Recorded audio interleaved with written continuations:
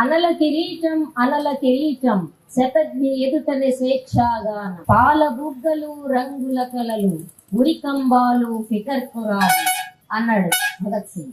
అగ్ని కిరీటాన్ని శిరస్సును ధరించి ఉరికంబం ఎక్కే రోజున బహుశా భగత్ సింగ్ అనుకుని ఉన్నాడు, నా దేశంలో విద్యార్థులు యువకులు యువతరం చదువు కొనటానికి డబ్బులు లేక, చదువు కొంటే మార్కులు రావు ర్యాంకులు రావు అనే దిగులతో, ఫ్రస్ట్రేషన్ తో, డిప్రెషన్ తో, చదువు కొన్న తర్వాత ఉద్యోగాలు రాక దిగులుతో ఉరికంబాలు ఎక్కుతారని మాత్రం అనుకుని ఉన్నాడు. అందుకని ఉరికంబాలు ఫికర్కు రావు అని వెళ్ళిపోయాడు. అన్నిటికంటే ముఖ్యంగా ఈ దేశంలో అన్నం పెట్టే రైతులు ఉరితాళ్ళని వేలాడతాడని అనుకుని ఉంటే బహుశా భగత్ సింగ్ నేను బతికి ఉరితాళ్లు లేకుండా చేస్తానని అనుకుని ఉండేవాడేమో. భగత్ సింగ్ జోహార్.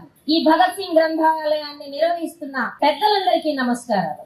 ఎందుకు అంటే అదే భగత్ సింగ్ చెప్తాడు ఏమని అంటే, శివవర్మ గారు, శివవర్మ ఆయన మిత్రుడు, నేను మరణిస్తాను, నువ్వు దిగులు పడుతున్నావు, నేను మరణిస్తాను, కానీ నేను మరణించడం అనేది నేను ఒక గొప్ప వ్యక్తిగా, ఒక అమరుడుగా చరిత్రలో మిగిలిపోతాను. ఇది నిజానికి చాలా సుఖంగా ఉంది ఈ చావు. ఎందుకంటే మరణించిన మాకు కీర్తి ప్రతిష్టలు వస్తాయి. మేము ఒక అద్భుతమైన భవనం మీద వజ్రంలాగా మెరుస్తూ ఉంటాం. కానీ ఈ దేశాన్ని నిలబెట్టడానికి, ఈ దేశంలో సామాన్య ప్రజానీకానికి భవనం మీద మరిచే వజ్రాల కంటే ఈ దేశం అనే భవంతిని నిలబెట్టే పునాది రాళ్లు చాలా అవసరం. ఇప్పటి వరకు మన ఉద్యమం వజ్రాన్ని పోగేసుకుంది గాని పునాది రాళ్లను మనం వెతుక్కోవాలి అన్నాడు. ఇప్పటి వరకు మనం పునాది రాళ్లను వెతుక్కుంటూనే ఉన్నాం. మిత్రులారా, మీరు అటువంటి పునాది రాళ్లు. మేము ఇక్కడ మాట్లాడి వెళ్ళిపోతాం, కానీ ఇక్కడ మీ చుట్టుపక్కల ఉన్న నంద్యాల పట్టణంలో ఉండే యువతరానికి ఒక చిన్న ఆలోచననే నిప్పు రవ్వని కలిగించడానికి ఈ గ్రంథాలయాన్ని నేళ్లుగా మోస్తున్న పునాది రాళ్లు మీరు. ఇట్లాంటి పునాది రాళ్లు వాడవాడకి మన దేశంలో అవసరం. అది భగత్ సింగ్ చెప్పాడు. కాబట్టి మీకు మరొకసారి ధన్యవాదాలు. నేనే కాదు, ఈ నంద్యాల పట్టణంలో మా కొడుకులు, మా బిడ్డలు, మా అమ్మాయిలు సక్రమంగా నడవాలని ఆలోచించే ప్రతి ఒక్కళ్ళు మీకు కృతజ్ఞత ప్రకటించాలి. మేము ప్రకటిస్తున్నాం మా తరఫున.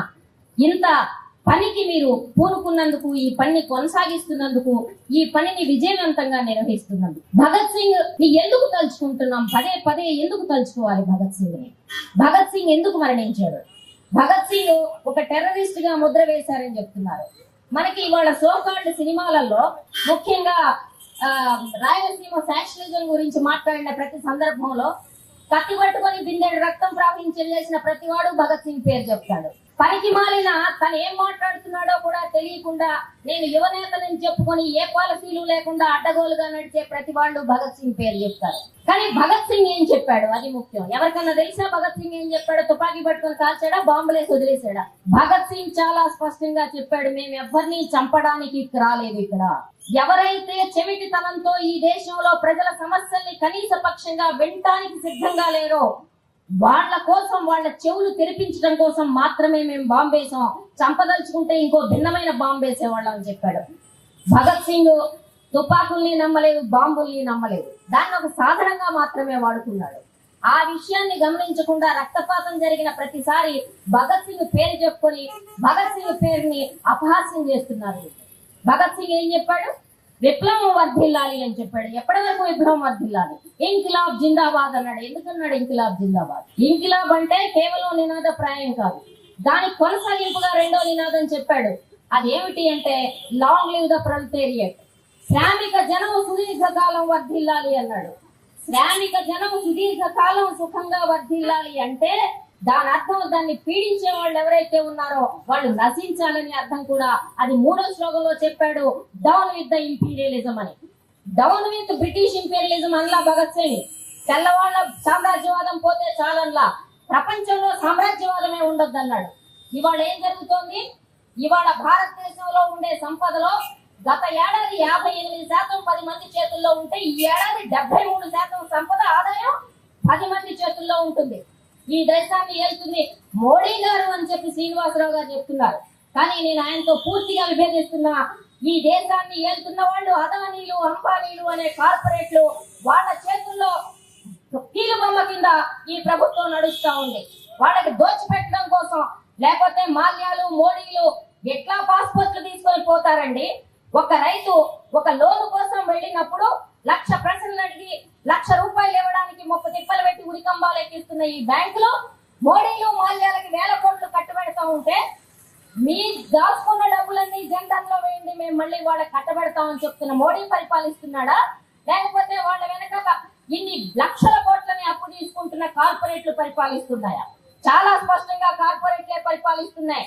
ఈ మోడీని సోషల్ మీడియాలో ఎక్కించడం కోసం 10,000 కోట్ల వాళ్ళు పెట్టుబడి పెట్టారు. ఇప్పుడు పైసాకి పైసా ఆయన్ని వీపు మీద నిలబడి గుంజుకుంటా ఉన్నారు. కాబట్టి డౌన్ విత్ ద ఇంపీరియలిజం అంటే ఏంటి? డౌన్ విత్ ద ఇంపీరియలిజం అంటే ఈ కార్పొరేట్లు ఏవైతే, ఖండాంతర సంస్థలు ఏవైతే ఇవాళ నంబర్ 1 19వ స్థానంలో ఉన్నాడు ప్రపంచ కుబేరుల్లో అంబానీ, అటువంటి వాళ్ళందరినీ డౌన్ అని చెప్పినాడు భగత్ సింగ్. ఆ మాట మర్చిపోయి సిగ్గు శరం లేకుండా ఏది దొరికితే దాన్ని స్వాహా చేద్దాం, గుటకాయ స్వాహా. మాకు చరిత్ర లేదు. ఎందుకు లేదు? ఎవరినైతే వీళ్ళు భుజాన్ని వేసుకుని మోస్తున్నారో, ఎవరి చరిత్ర అయితే మాకు గొప్పదని వీళ్ళు చెప్పుకుంటున్నారో వాళ్ళందరూ ఒక్కళ్ళొక్కళ్ళుగా కొంతకాలం జైల్లో ఉండగానే, జైలు కూడా తినగానే బ్రిటిష్ వాడికి క్షమాపణ పత్రాలు రాసిచ్చి బయటపడిన వాళ్ళు వాళ్ళ నాయకులంతా. వాళ్ళకి చరిత్ర లేదు కనుక ఎవరైతే ఉరికంబాలు చిరునవ్వులతో ఎక్కారో వాళ్ళని మేము తీసేసుకుంటే సరిపోతుంది అనుకుంటున్నారు. మీరు తీసేసుకున్నంత మాత్రాన వాళ్ళు మీ చేతుల్లోకి రారు. ఎందుకని రారు అంటే నీ పునాదిలోనే పుచ్చుంది. నీ పునాదిలో పుచ్చుని నువ్వు బాగు చేసుకోలేవు. ఎందుకని? ఒక రామ్ ప్రసాద్ బిస్మిల్, ఒక అష్మదుల్లా ఖాన్ వీళ్ళందరితో కలిసి నడిచిన వాడు, ఒక కర్తార్ సింగ్ తో కలిసి నడిచిన వాడు, గదర్ పార్టీ వీరుల త్యాగాలను భుజాన వేసుకున్నవాడు, ఆ తరువాత లెనిన్ ని శిరోధార్యంగా భావించిన వాడు భగత్ సింగ్.